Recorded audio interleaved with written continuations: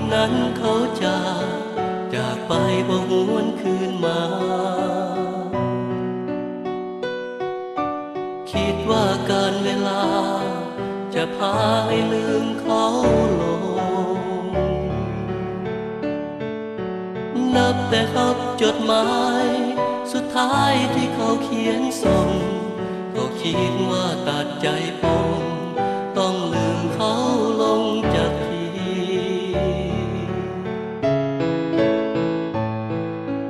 ยิงคนนั้นเข้าไปเหลือไว้แต่ความทรงจำเปรียบเหมือนดังเงาด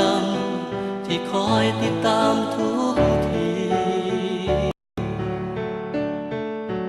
นับแต่วันนั้นมาก็เป็นเวลาหลายปีบ่อาจลืมเขาจากทีหากนี้มันฝังใจทั้งที่รู้ว่าน้องนั้นอยู่กับเขาฟังเพลงเศร้าเศร้าน้ำตาเฮาก็ไหลวอนสายลมช่วยพัดพาเพลงนี้ไปบ่งบอกถึงความในใจยังหาห่วงใยเสมอมา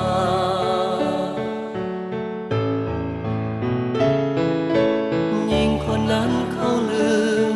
คงลืมเฮาแล้วสิ้นไปบางครั้งคิดว่าตายเลือนหายไปจากเราอยากลืมเขาเส้นกันพักนั้นมันอยู่เหนือฟ้าสุดเอื้อมมือไฟขัวการเวลาบ่หวนคืน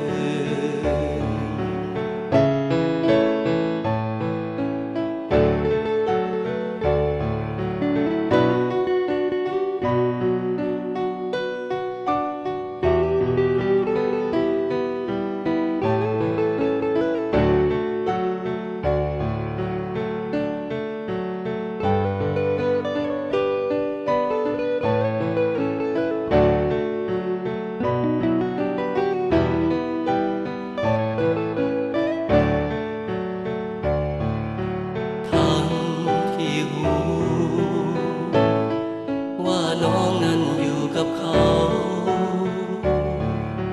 ฟังเพลงเศร้าเศร้าน้ำตาเฮาก็ไหลวอนสายลมช่วยพัดพาเพลงนี้ไปบ่งบอกถึงความในใจยังหาห่วงใยเสมอมา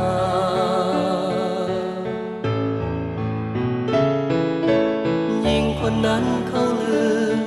คงลืมเฮาแล้วสิ้นไปบางครั้งคิดว่าตายเลือนหายไปจากเราอยากลืมเขาเส้นกันหากนั้นมันอยู่เหนือฟ้า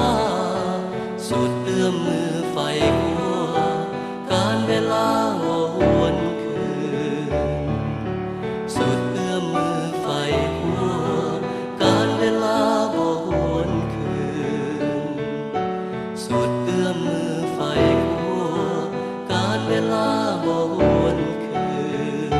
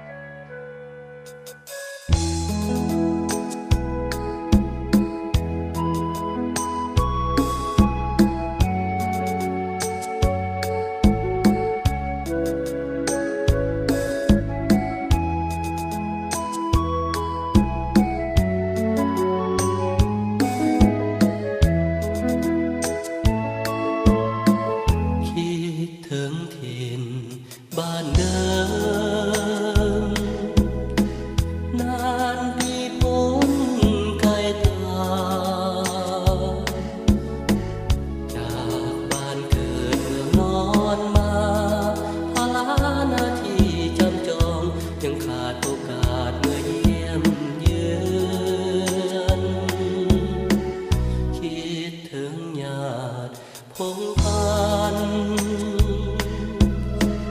ยามไกลกันยังจ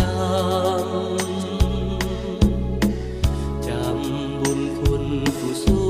คำห่วงใยนำการศึกษาสุขทุกข์ถามมาน้ำตาแทบไหลยังสุขสบายบ่น้อพ่อแม่อาวอาลูกป้าพี่น้องเพื่อนนี้บ้านเฮาข้าวนี้ยังอยู่เย็นเหมือนเดิมได้เป่าสนองพวกเราสิ้นทุกข์ทราบซึ้งอุราคิดมาแล้วใจสะท้านสิ้นมานแล้วยังจะกลับคืน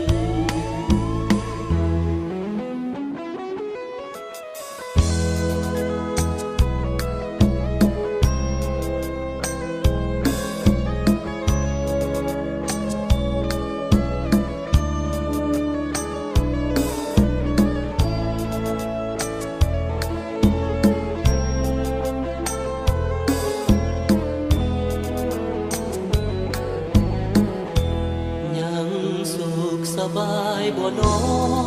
พ่อแม่อาวอาลุงป้าพี่น้องเพื่อนนี้บ้านเฮาข้าวนี้ยังอยู่เย็นเหมือนเดิมได้เบาสนองพวกเขาสิ้นทุกข์ทราบซึ้งอุราคิดมาแล้วใจสะท้านสิ้นมาแล้วยังจะกลับคืน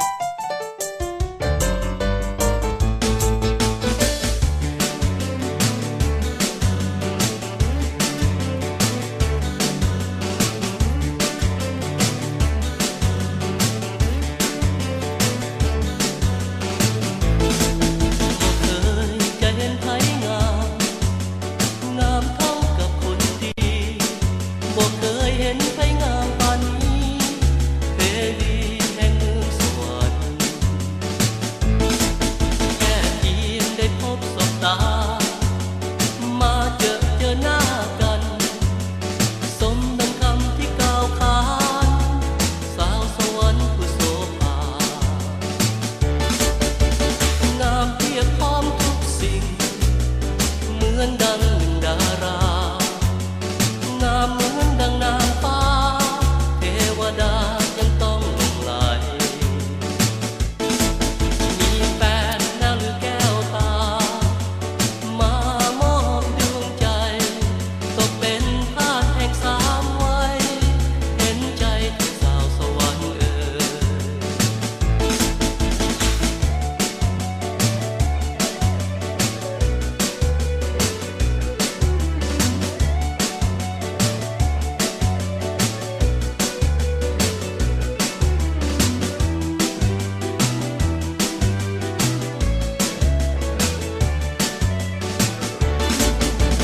งามเพียบพร้อมทุกสิ่งเหมือนดังหนึ่งดารางามเหมือนดังนางฟ้าเทวดายังต้องหลงไหลมีแฟนแล้วหรือแก้วตามามอบหัวใจตกเป็นทาสแห่งสามวัยเห็นใจที่สาวสวรรค์เห็นใจที่สาวสวรรค์เห็นใจที่สาวสวรรค์เห็นใจที่สาวสวรรค์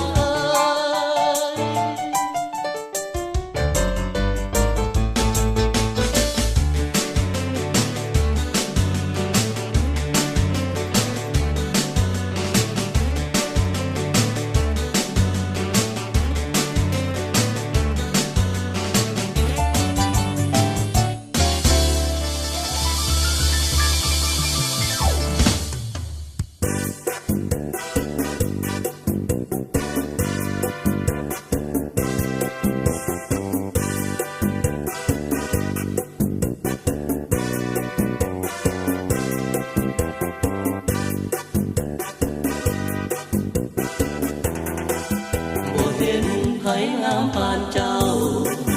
น้องสาวมีแฟนแล้วหรือยังหากเดินเดียวขอเที่ยวร่วมทางจะคอยระวังกันภัยให้ดอกนาคุ้มใดนอนนางนอนอยู่อยากรู้แต่ตอนเห็นหน้าเจ้าเป็นคนหรือเป็นเทวดาเป็นป่านางฟ้าที่ลงมาเมืองคนติดตาติดอกติดใจจังแม่นงามหลายเพิ่งไปดนจะเป็นเจ้าของเจ้าเดนามนพวกทับเสยจนเหมือนคนเป็นทาสแห่งใจน้องสาวเลี้ยงมาพี่แดอย่าแลไปหาผู้อื่นหลายน้องจะไปหรือมาทางใดอย่าลืมบอกอ้ายจะได้เป็นมือปืน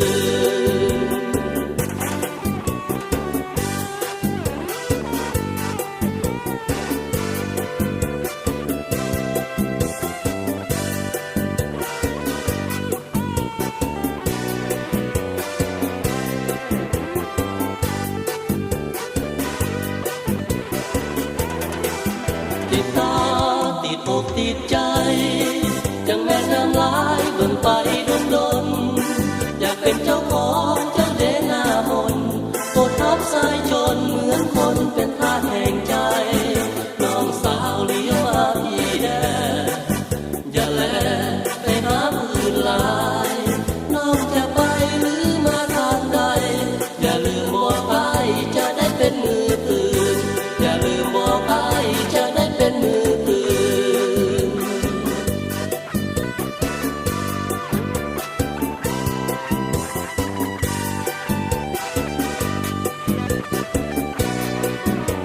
เ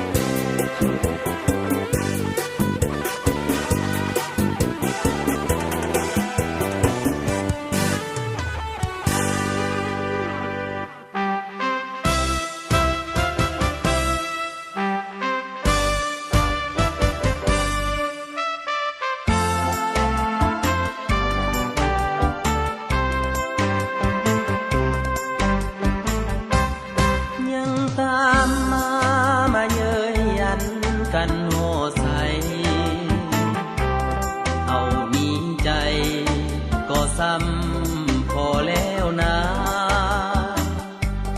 อยู่ก็เหมือนเศษคนสิ้นวิญญาณคิดจะฆ่าควรฆ่าให้ดับสูญเจ้าตัดทักยังบอกคักมากับหวนเที่ยวลามลวนหาล้อก็อาดูคนอื่นคิดปราณีให้อบอุ่นเจ้ากับบุญจีกหน้าข้าให้อายเมื่อข้าวลงพะวงหาเจ้าอยู่ให้เป็นผู้วางแผนดับพักสลายเจ้าเป็นหญิงที่งามน้ำใจง่ายเจ้าหลายใจฮักบ่ได้ฮักบ่ลงแม้นจะฮักจนสิ้นใจก็จะทนบ่หาคนใจง่ายให้ไหลลงจะทนสามเมื่อกรรมอยู่นำทรงทราบแล้วจงหลีกไปอย่าตามมา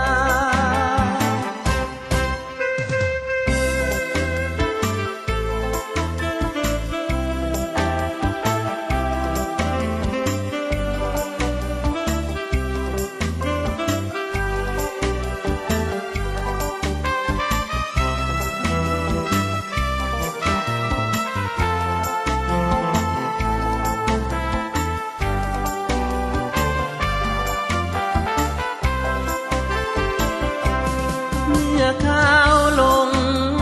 พะวงหาเจ้าอยู่ใครเป็นผู้วางแผนดักหักสลายเจ้าเป็นหญิงที่งามน้ำใจง่ายเจ้าหลายใจฮักบ่ได้ฮักบ่ลงแม้นจะฮักจนสิ้นใจก็จะทนบ่หาคนใจง่ายให้ไหลลงจะทนซ้ำเมื่อกรรมอยู่นำทรงทราบแล้วจงหลีกไปอย่าตาม